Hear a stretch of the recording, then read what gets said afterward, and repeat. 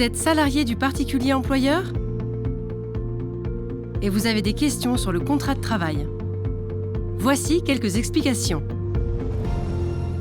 Le contrat de travail est le document qui vous engage à travailler pour le compte d'un employeur, moyennant une rémunération bien définie. Qu'il s'agisse d'une durée déterminée ou indéterminée, il doit être établi par écrit et signé par les deux parties pour être valable. Il peut être signé en fin de période d'essai si l'employeur vous a fourni au préalable une lettre d'embauche en mentionnant la durée de la période d'essai. Quelles obligations découlent du contrat de travail ?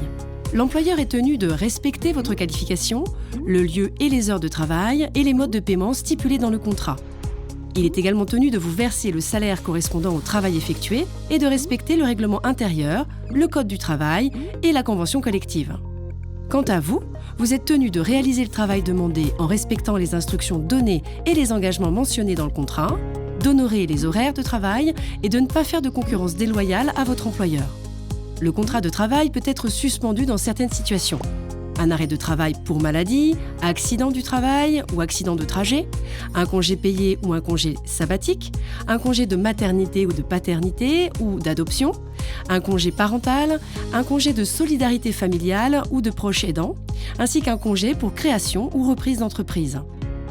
Pendant cette période de suspension du contrat de travail, l'employeur continue ou non de vous verser votre salaire. Cela dépend des cas.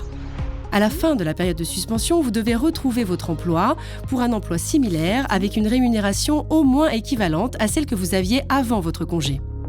Sauf cas particulier de reclassement prononcé par la médecine du travail. Besoin de renseignements complémentaires ? À l'UNSAF ESSAD, nous sommes là pour vous guider. Contactez-nous.